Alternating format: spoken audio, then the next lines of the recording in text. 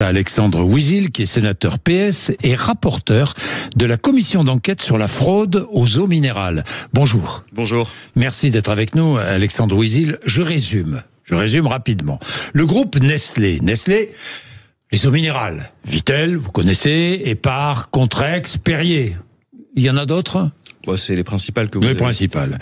A commercialisé, pendant des années, des bouteilles labellisées eau de source ou eau minérale naturelle, alors qu'elles avaient subi des traitements de purification interdits. Les eaux à la source étaient contaminées, les consommateurs ne le savaient pas. Je pense que j'ai résumé la situation. Vous avez résumé et je vous pose deux questions. La première, l'État avait-il connaissance des pratiques illégales du groupe Nestlé ? La réponse est oui, à partir de juillet 2021. À partir de juillet 2021, Nestlé se rend compte qu'il va être pris la main dans le sac par l'État, puisqu'il y a eu des lanceurs d'alerte dans un autre groupe qui s'appelle Alma Source. Il va au ministère de l'Industrie et il révèle à ce moment-là au ministère de l'Industrie. Agnès Pannier-Runacher était ministre de l'Industrie, je la reçois tout à l'heure. Je lui poserai la question. Vous pouvez lui poser la question, en effet. À ce moment-là, en effet, l'État est mis au courant. Et ce qui est plus embêtant, c'est ce qui se passe ensuite. C'est en fait une série d'arbitrages, un arbitrage politique qui est rendu, qui accepte un plan de transformation chez Nestlé, un plan de transformation qui n'est pas conforme à la réglementation. Et ce plan de transformation, écoutez bien, parce que je pense que c'est vraiment l'information importante, ce plan de transformation, il est accepté en dépit d'une note du directeur général de la santé de l'époque, que les Français connaissent bien, c'est Monsieur Salomon, qui était Monsieur Covid. Monsieur Salomon disait: attention, il ne faut pas accepter ce plan de transformation, et il mettait en place tout un tas de préconisations qui n'ont pas été suivies. Donc, la Direction générale de la santé a subi un contre-arbitrage politique. Voilà, la Direction générale de la santé a demandé des explications et s'est demandé pourquoi l'autorisation d'exploiter, de conditionner l'eau sur plusieurs sites Nestlé n'avait pas été suspendue. Oui, suspendue ou bien déclassée, parce que sur les sites Nestlé, vous pouvez être une eau minérale naturelle, il y a des critères. Oui. Il faut avoir une pureté originelle. Vous l'avez très bien dit. Cette pureté originelle, aujourd'hui, dans un certain nombre de cas, on ne la retrouve pas. Et donc, vous pouvez ensuite être une autre boisson qui subit des traitements. Mais dans ce cas-là, évidemment, pour le consommateur, c'est pas le même signal, c'est pas la même valeur, c'est pas le même prix. Qu'est-ce que vous cherchez à savoir ? Moi, je veux comprendre ce qui s'est passé à la fois dans les services administratifs et au niveau de la décision politique. Moi, je veux comprendre les responsabilités administratives et politiques dans cette affaire. Pour vous dire quand même, sur les questions sanitaires, pendant de longs mois, il y a eu un retard à l'allumage. C'est-à-dire que, je vais vous expliquer ce qui s'est passé. En juillet 2022, il y a un rapport de l'Inspection générale des affaires sociales qui dit attention, les nouvelles pratiques de Nestlé, puisqu'ils ont enlevé les filtres illégaux, mais ils ont mis autre chose. Ils ont mis de la microfiltration en place. Attention, cela ne prémunit pas contre un risque virologique.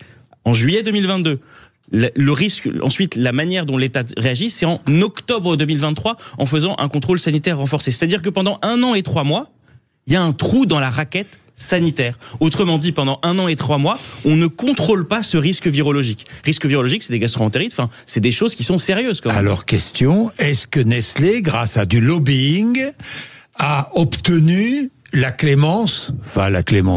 ou obtenu de l'État qu'il ferme les yeux?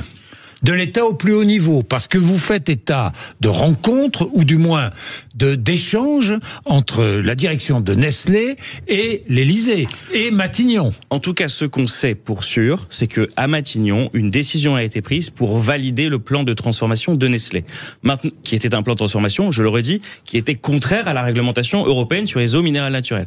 Et maintenant, moi, ce que je veux savoir, c'est pourquoi.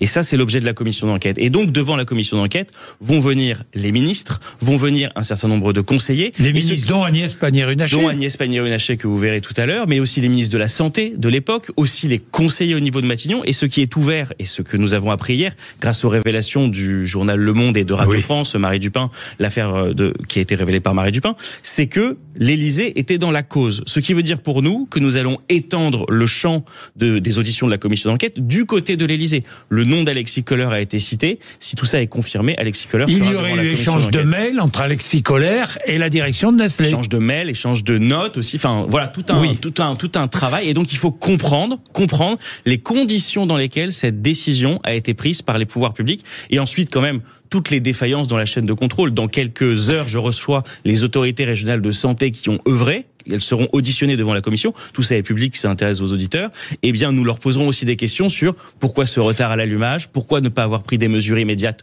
tout ça il faut le comprendre. Pour le consommateur, quel était le risque? Pour le consommateur, déjà, c'est une fraude massive évaluée selon la DGCCRF à 3 milliards d'euros. C'est-à-dire que vous achetez de l'eau minérale naturelle, en fait, vous achetez de l'eau qui subit les mêmes traitements que l'eau du robinet. Et puis, je le redis, pendant 1 an et quelques mois, en tout cas pour ce qui concerne une partie de la production Nestlé, il n'y a pas eu de contrôle sanitaire renforcé et donc il y a eu un risque virologique qui a été réel. Et donc de ce point de vue-là, nous avons aussi eu un sujet sanitaire. Il semblerait, pour dire les choses jusqu'au bout, de ce que j'en connais, mais vous savez, dans cette affaire, à chaque fois que je tire la pelote, vient quelque chose de supplémentaire. Il semblerait en tout cas qu'aujourd'hui, ce risque il soit sous contrôle parce qu'en effet, l'ANSES a mis en place un protocole pour surveiller le risque virologique. Bien, donc aujourd'hui, on peut boire de l'eau minérale en toute sécurité. En toute sécurité, mais sans tout à fait savoir. Ce qui n'était peut-être pas le cas il y a quelques années. Mais sans tout à fait savoir encore si elle est minérale. Parce que moi, je vous le dis aujourd'hui, je ne peux pas vous dire avec certitude que toutes les eaux du groupe Nestlé sont des eaux minérales au sens de la réglementation européenne. Autrement dit, qu'elles ont une pureté originelle. Donc ça, il va falloir quand même que le gouvernement aille au bout. On est quand même 4 ans après que Nestlé soit venu les voir pour la première fois de ce qu'on en sait. Merci Alexandre Ouizil d'être venu nous voir, c'était très clair, très très clair. Il est 7h19, évidemment je reviendrai sur le sujet avec Agnès Pannier-Runacher, qui était à l'industrie à l'époque et qui a beaucoup de choses à dire sur le sujet, je suis sûr.